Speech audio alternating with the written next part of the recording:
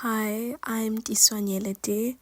I'm a healer through my bloodline with the calling of Istunya Sedlozi, and I channel guided messages for the collective self-healing, understanding, and growth.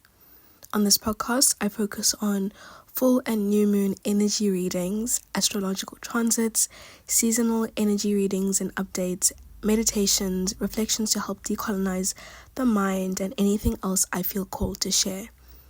These will all rotate weekly, shared every Wednesday. I hope to connect you closer towards yourself and allow a space for expansion and alignment. This specific episode is about the new moon in Leo and Leo season as a whole. Leo season just started yesterday on the 22nd of July 2025, and we have the moon going new in the constellation of Leo tomorrow on the 24th of July, ushering an energy of a feeling of inspirational freedom. It's like a feeling of coming out of the woods and things starting to feel clearer, and also starting to feel like you. With Leo season as a whole prompting you to be able to feel and experience your own light from within, your own radiance, and find joy in that internally. Mercury has also been in retrograde for a week now, which will be highlighting old ways of communication rearing its head and needing to be conscious of how we come into defense in situations with the ego, being very ego-driven, ego-based within communication. So Leo season alongside Mercury retrograde is inviting us to speak from the heart. Mercury retrograde in Leo is prompting, are you able to speak from the heart instead of from a place of anger or even shame? When Mercury retrogrades, it's always a time not only for reflection of things in general, but because it naturally brings us into that, but a reflection of, especially of your communication.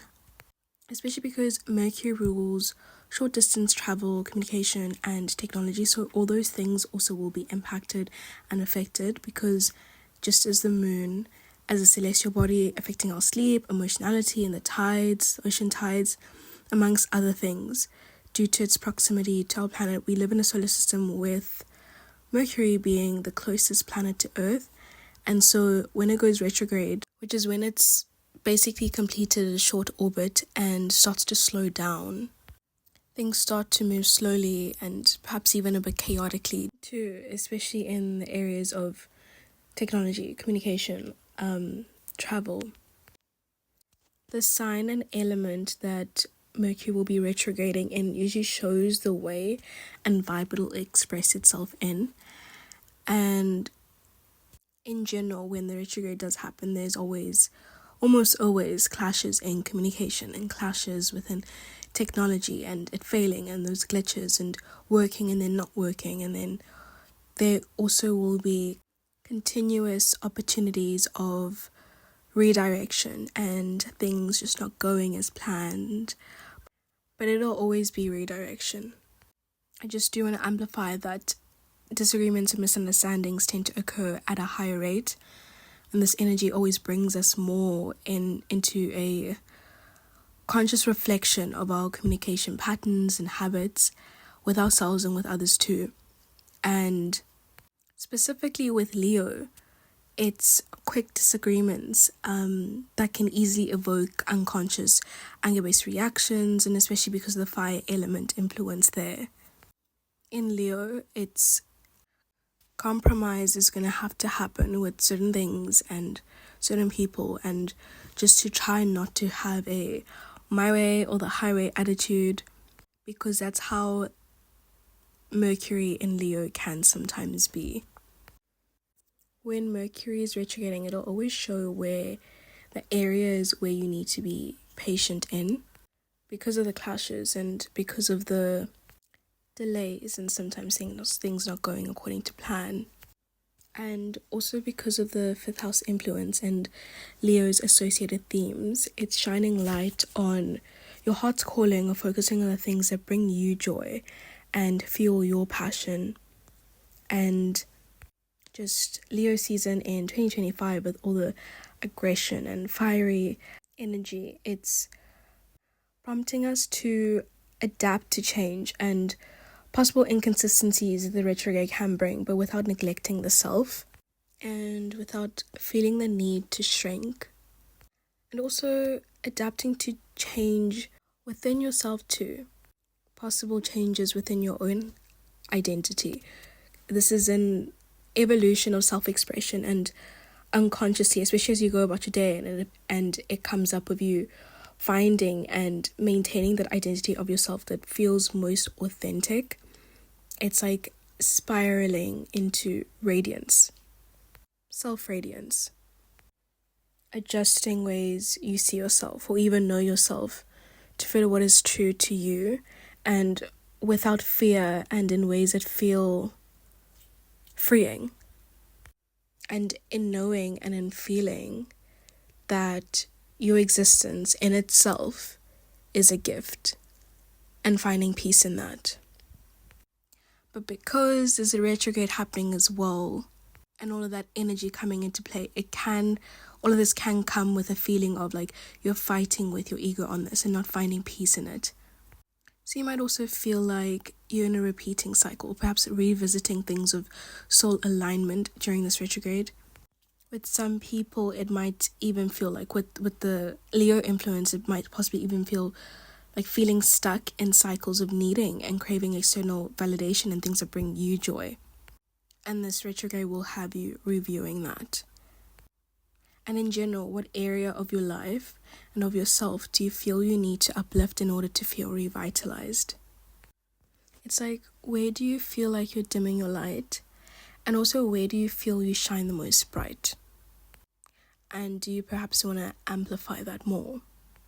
As usual, I go into what is prompted and what the energy will feel like for the different modalities, which are the 3 zodiac groups that experience life and express energy in similar ways.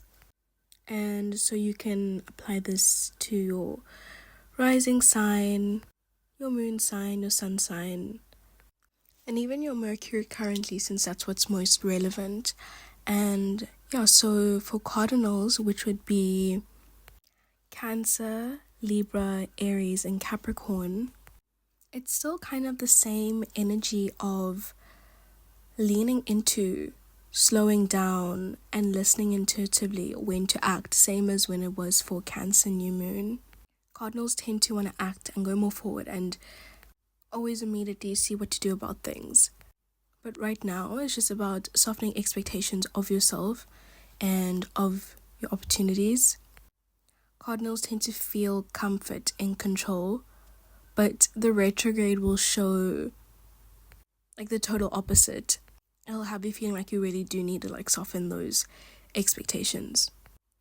For fixed signs, which are Taurus, Aquarius, Leo, and Scorpio, it's about foundations, because you felt like you've been in a slump for some time, and with Leo season, it has you feeling rejuvenated on a soul level and just feeling and seeing your growth.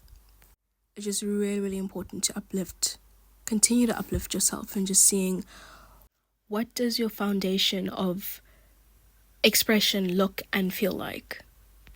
And with mutable signs, which would be Gemini, Virgo, Sagittarius, and Pisces, this is about Leo season is kind of prompting where you need to root yourself deeper in order to sustain yourself. Yet also, what does stillness mean to you? And where do you feel like you're constantly in a loop? With mutables, it is again foundations. Foundations within the self and responsibility within that too. And cardinals, I'm going to come back to cardinals again. Cardinals is really just, I really want to just amplify. It's really just forcing versus flowing. Just listening intuitively. It'll come to you when it needs to. As always, I always close in with affirmations, and you can use these as you journal or mentally throughout your day if it feels it can help you and amplify these themes of Leo season, or even saying them out loud or even mentally as you are looking in the mirror and just doing your night or skincare routine. Notice how it feels. Notice if anything changes internally. And notice what comes up. They are as follows.